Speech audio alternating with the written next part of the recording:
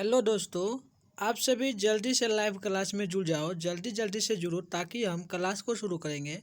चलिए, जब तक आप सभी जुड़ते हो तब तक मैं कुछ बातें कर लेता हूँ।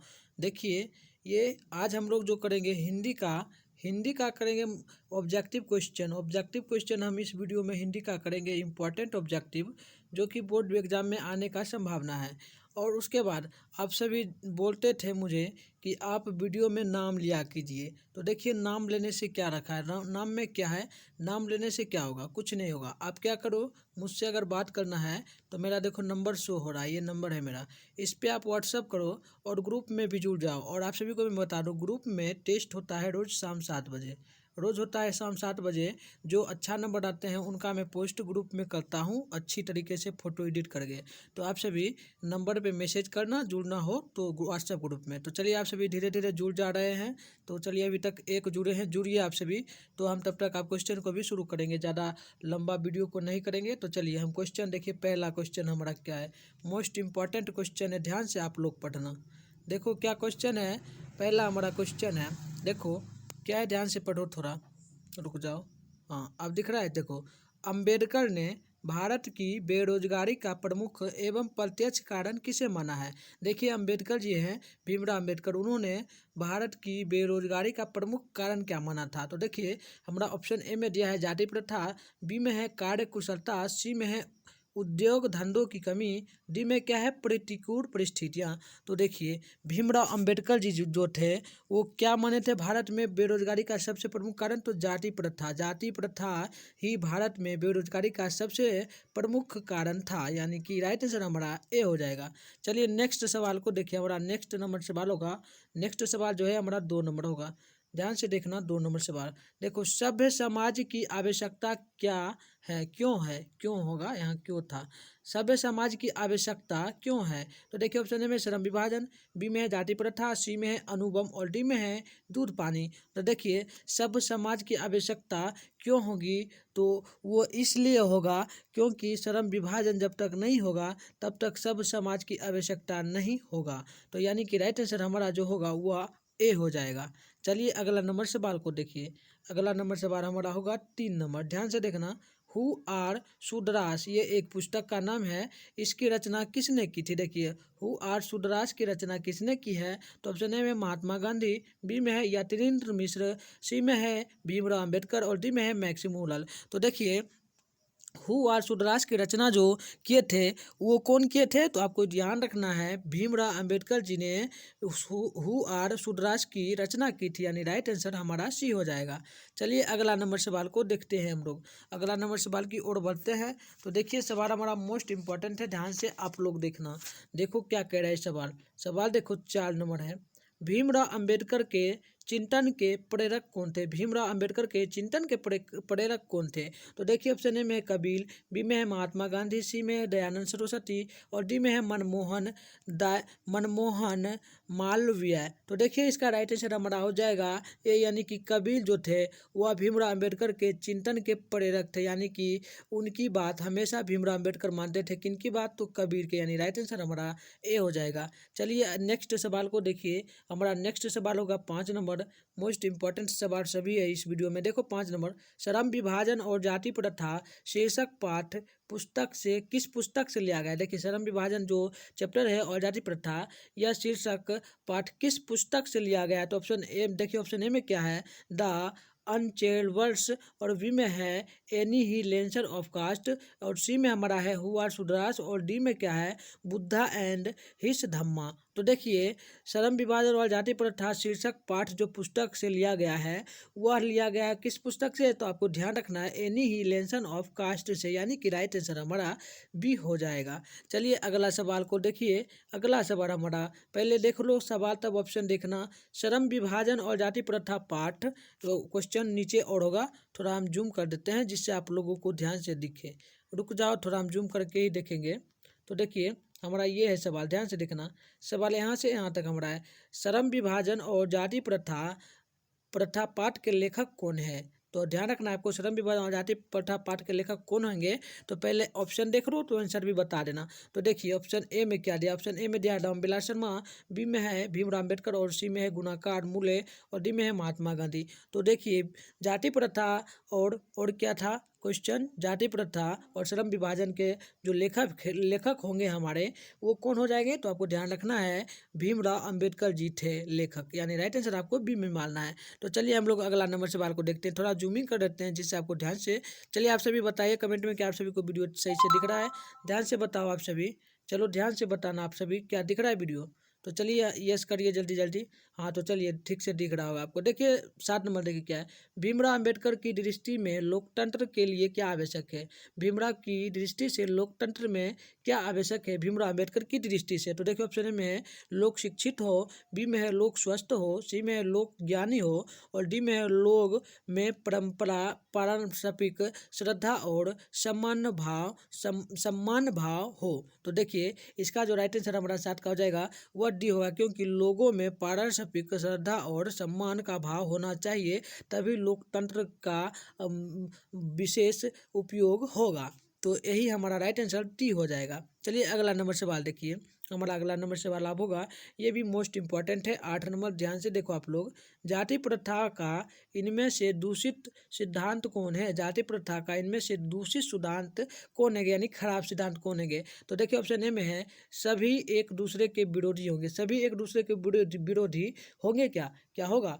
तो नहीं होगा, ये राइट आंसर हमारा ना, ये गलत है। और बी में देखिए सभी आपस में ईर्ष्या भाव रखते हैं, नहीं ये भी गलत है। उसके बाद देखिए गर्भधारण के समय ही से ही इसमें मनुष्य का पेशा निर्धारित कर दिया जाता है। तो देखिए ये जो है ये हमारा राइट आंसर होगा, क्योंकि गर्भाधान के समय ही मनुष्य में पेशा निर्धारित कर दिया जाता है। तो इसीलिए आपको ध्यान रखना है, राइट आंसर हमारा जो हो जाएगा वो हमारा सी हो जाएगा। तो चलिए अगला नंबर सवाल को हम लोग देखेंगे। देखिए अगला नंबर सवाल क्या है, मोस्ट इंपॉर्टेंट है, ध्यान से देखो आप लोग। देखो 9 नंबर है, बुद्धि जन्म एवं कम्युनिज्म, बुद्धिनिधिज्म एवं कम्युनिज्म के लेखक इनमें से कौन होंगे। तो देखिए ऑप्शन ए में है रविंद्रनाथ टैगोर, बी में है राम इकबाल सिंह राकेश और सी में है बाबा साहेब भीमराव अम्बेडकर और डी में है दिनकर। तो देखिए मैं आप लोगों को बता दूं क्या है क्वेश्चन, ध्यान से पढ़ लो एक बार और। बुद्धिज्म एवं कम्युनिज्म के लेखक कौन होंगे। तो आपको ध्यान रखना है इनके लेखक जो होंगे वो हमारे कौन होंगे, बाबा भीमराव अम्बेडकर। तो आपको मैं बता दूं इस वीडियो में मैं जितना भी बार सवाल करूंगा ना, यह हमारा पहला चैप्टर से। आपको ध्यान रखना है पहला चैप्टर क्या है, श्रम विभाजन है, श्रम विभाजन एवं जाति प्रथा है ना। तो उसी से यह सवाल पूरा लिया गया है। तो आपको ध्यान रखना है भीमराव अम्बेडकर इस सब क्वेश्चन में ज़्यादातर पूछा जाएगा। तो देखिए अगला नंबर सवाल हमारा 10 नंबर होगा। 10 नंबर क्या है, विष के दांत कहानी का प्रमुख पात्र कौन है। विष के दांत में कहानी का प्रमुख पात्र कौन है। तो ऑप्शन ए में है गिरधर लाल, बी में सेन साहब, सी में खोखा और डी में है सेन साहब की पत्नी। तो देखिए इसका राइट आंसर हमारा हो जाएगा ए, यानी कि गिरधर लाल जो है वही विष के दांत के कहानी के प्रमुख पात्र हैं।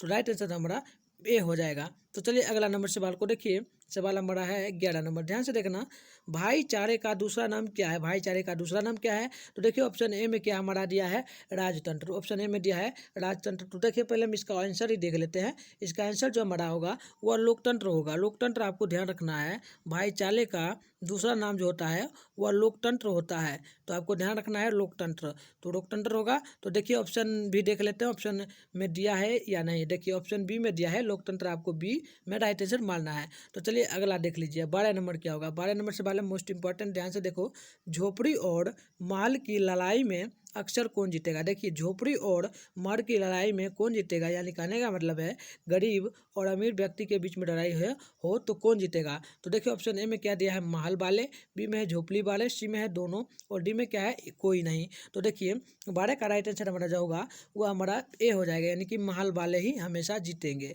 तो अगला नंबर सवाल को देखो आप लोग, आप सभी इसका आंसर भी बताते जाओ कमेंट में, और आप सभी लास्ट में ये भी बताना कि आपका कितना में कितना सही होता है। तो देखिए क्वेश्चन क्या है, मदन कौन है, मदन कौन है, तो ऑप्शन ए में सोफर का बेटा, बी में सेन साहब का बेटा, सी में क्या है सेन साहब के मित्र का बेटा, और डी में है किरानी का बेटा। तो देखिए इसका जो राइट आंसर हमारा 13 नंबर का हो जाएगा, वो हमारा होगा क्या होगा, किरानी का बेटा था। मदन कौन था, किरानी का बेटा, आपको ध्यान रखना है। तो चलिए अगला नंबर सवाल को देखेंगे। अगला नंबर सवाल हमारा 14 नंबर होगा, ध्यान से देखना। गिरधर लाल कौन है, गिरधर लाल कौन है, तो ऑप्शन ए में क्या दिया है, सेन साहब का मित्र, बी में दिया है सेन साहब का भाई, और सी में दिया है मदन का पिता, और डी में दिया है सेन साहब की पड़ोसी, सेन साहब का पड़ोसी। तो देखिए इसका जो राइट आंसर हमारा हो जाएगा वह हमारा क्या होगा, तो वह हमारा होगा मदन का पिता जो है वह गिरधर लाल था, आपको ध्यान रखना है। तो चलिए अगला नंबर सवाल को देखते हैं। हमारा देखिए नेक्स्ट सवाल है 15 नंबर। 15 नंबर है, ध्यान से पढ़ना। विश्व के दांत कहानी किस वर्ग के अनेक अंत अंत विरोधों के उजागर करती है। देखिए क्वेश्चन फिर से सुनिए, इसका कलर थोड़ा चेंज करते हैं जिससे आप सभी को दिखने में परेशानी ना हो। देखो, विश्व के दांत कहानी किस वर्ग के अनेक अंतर विरोधियों को उजागर करती है। तो ऑप्शन ए में क्या है, मध्य वर्ग, बी में है उच्च वर्ग, और सी में क्या है निम्न वर्ग, और डी में है दलित वर्ग। तो देखिए इसका जो राइट आंसर हमारा 15 का हो जाएगा वो हमारा ए होगा, यानी कि मध्य वर्ग के लोग जो हैं वही विश्व के दांत के कहानी के अनेक अंतर विरोधियों के उजागर करते हैं, यानी राइट आंसर आपको मानना है किसमें, तो ए में। तो चलिए अगला नंबर सवाल को हम लोग देख लेते हैं। देखिए हमारा 16 नंबर सवाल होगा। सवाल क्या है, गिरधर लाल किस वर्ग से आता है, गिरधर लाल किस वर्ग से आता है। तो ऑप्शन ए में है उच्च वर्ग, बी में है निम्न वर्ग, और सी में है मध्य वर्ग, और डी में क्या है, तो निम्न मध्य वर्ग, यानी निम्न से भी निम्न वर्ग, यानी बहुत नीचा। तो देखिए इसका राइट आंसर जो होगा हमारा 16 का वो हमारा हो जाएगा क्या, तो वो हमारा डी होगा, यानी कि निम्न वर्ग, यानी सबसे नीचे का जो वर्ग होता है वहीं से आता है कौन, तो गिरधर लाल। तो इसका राइट आंसर आपको डी में मारना है। तो देखिए हम लोग अगला नंबर सवाल को देखते हैं, और आप सभी कमेंट में नहीं बता रहे हो इसका आंसर क्या होगा, आप सभी आंसर भी बताते जाओ साथ साथ, मैं जैसे ही बोलता हूँ आप सभी आंसर बताते जाओ। तो देखिए 17 नंबर सवाल, सेन साहब अपने पुत्र को क्या बनाना चाहते थे, सेन साहब अपने पुत्र को क्या बनाना चाहते थे। तो देखिए सेन साहब जो है ना वह अपने पुत्र को इंजीनियर बनाना चाहते थे, आपको ध्यान रखना है। इंजीनियर क्या बनाना चाहते थे, तो इंजीनियर बनाना चाहते थे। तो आपको ध्यान रखना है, गिरधर सेन साहब अपने पुत्र को क्या बनाना चाहते थे, तो आपको याद रखना है इंजीनियर। तो इंजीनियर बनाना चाहते थे, इसका राइट आंसर होगा। तो ऑप्शन भी देख लो, ऑप्शन में भी दिया हुआ है, ऑप्शन में भी दिया है इंजीनियर, यानी राइट आंसर हमारा ए होगा। तो अगला नंबर सवाल देखो, अगला नंबर सवाल है 18 नंबर। मदन ने कासू के कितने दांत तोड़ डाले, मदन ने कासू के कितने दांत तोड़ डाले थे। तो ऑप्शन ए में है 3, बी में है 1, सी में है 2, और डी में है इनमें से सभी। तो देखिए मदन ने कासू का कितना दांत तोड़ा था, तो वह कुल था मिलाकर कितना, तो आपको ध्यान रखना है 2 दांत तोड़ डाला था। मदन ने कासू का दांत तोड़ा था कितना, तो 2, आपको याद रखना है ऑप्शन सी। तो चलिए अगला नंबर सवाल को हम लोग देख लेते हैं। हमारा 19 नंबर सवाल होगा, तो ध्यान से देखना आप सभी देखो, और आप सभी आंसर भी बताते जाओ साथ साथ। देखिए 19 नंबर क्या है, किसके संबंध में कहा गया है, किसके संबंध में कहा गया है, नाउ उम्मीद बुढ़ापे की आंखों का तारा, नाउ उम्मीद बुढ़ापे की आंखों का तारा है, या किसके संबंध में कहा गया है। तो देखिए डायरेक्ट आंसर इसका बता देते हैं हम लोग। तो देखिए यह जो कहा गया है, या जो कहा गया है ना, वह कहा गया खोखा के संबंध में, यानी कि खोखा के जो दादाजी थे उनके लिए खोखा जो थे वो अपने दादाजी के लिए बुढ़ापे के आंखों का तारा थे। तो यानी राइट आंसर आपको मानना है किसमें, तो ए में। तो देखिए अब हम लोग अगला नंबर सवाल को करेंगे। देखिए 20 नंबर सवाल हमारा होगा, ध्यान से आप लोग पढ़ना। देखिए 20 नंबर क्या है सवाल, ध्यान से देखो।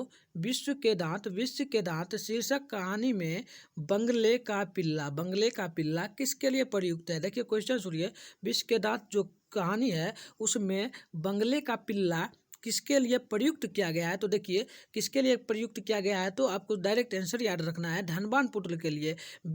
बंगले का पिल्ला, बंगले से आपको याद रखना है। देखिए बंगले यानी कि बंगला होता है, बंगले का पिल्ला यानी घर में जो रहेगा वही बंगले का पिल्ला का अर्थ होता है धनवान पुत्र के लिए, धनवान पुत्र के लिए, यानी राइट आंसर आपको सी में मारना है। तो इस प्रकार से आप याद रखना। तो अब अगला नंबर सवाल देखिए, अगला नंबर सवाल हमारा होगा कितना नंबर होगा, 21 नंबर। ध्यान से देखो और आप सभी आंसर भी बताते जाओ, जिसका नहीं पता है उसका मत बताओ, जिसका पता है आप सभी उसका बता कर ही जाओ। देखिए पठित पाठ के आधार पर बताइए कि मोटर कार को खतरा किससे हो सकता है। देखिए पाठ जो है उसमें मोटर कार को किससे खतरा था। तो देखिए किससे खतरा था, तो पहले ऑप्शन हम बोल देते हैं। ऑप्शन ए में सीमा से, बी में है रजनी से, सी में है अली से और डी में है खोखा से। तो देखिए मोटरसाइकिल को जो खतरा था ना, मोटरसाइकिल को हुआ था किससे खतरा, तो आपको ध्यान रखना है किससे, तो खोखा से खतरा था, खोखा से। यानी राइट आंसर हमारा क्या होगा, डी हो जाएगा। तो अब हम लोग देखते हैं नेक्स्ट सवाल को।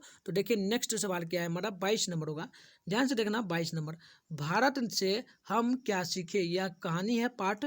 भारत से हम क्या सीखे, पाठ गद्य है, इस प्रकार से लिखा है। थोड़ा देखिए अलग लिखा गया है, गद्य इस प्रकार से लिखा है। गद्य की कौन सी विधा है, गद्य की कौन सी विधा है। तो देखिए ये भारत से हम क्या सीखे, ये जो कहानी है ना, या किस प्रकार का कहानी है या संबंध है, तो वही भाषण है या कुछ भी है, तो ये बताना है। तो देखिए ऑप्शन ए में भाषण, बी में निबंध, सी में कहानी और डी में रेखा चित्र। तो देखिए 22 का जो राइट आंसर हमारा हो जाएगा ना, वो हमारा क्या हो जाएगा, वो होगा निबंध है। यानी कि भारत से हम क्या सीखे या जो पाठ है यह निबंध के रूप में लिखा गया है, यानी राइट आंसर हमारा पी हो जाएगा। तो देखिए अगला नंबर सवाल को देखते हैं। अगला नंबर सवाल देखो क्या है, 23 नंबर, ध्यान से देखना। मैक्स मुरल के पिता का क्या नाम था, जल्दी से बताओ। मैक्स मुरल के पिता का क्या नाम था, जल्दी से आप सभी आंसर बताओ, जल्दी से कमेंट बताओ, जल्दी से फास्ट करो, जल्दी जल्दी बताओ किसको किसको याद है मैक्स मुरल के पिता का क्या नाम था। तो देखिए मैं आपको बता दूं, मैक्स मुरल के पिता का जो नाम था वह क्या था, तो आपको ध्यान रखना है। ऑप्शन ही हम डायरेक्ट देख लेते हैं, उसके बाद ही बताएंगे। आपको ध्यान रखना है क्या होगा, वो होगा सी, यानी कि बिल्लेलम मूलल, बिल्लेलम मूलम, आपको ध्यान रखना है, बिल्लेलल मूलल, यानी कि राइट आंसर हमारा सी हो जाएगा। तो अगला नंबर सवाल देखो, 24 नंबर सवाल देखो क्या कह रहा है, ध्यान से देखना।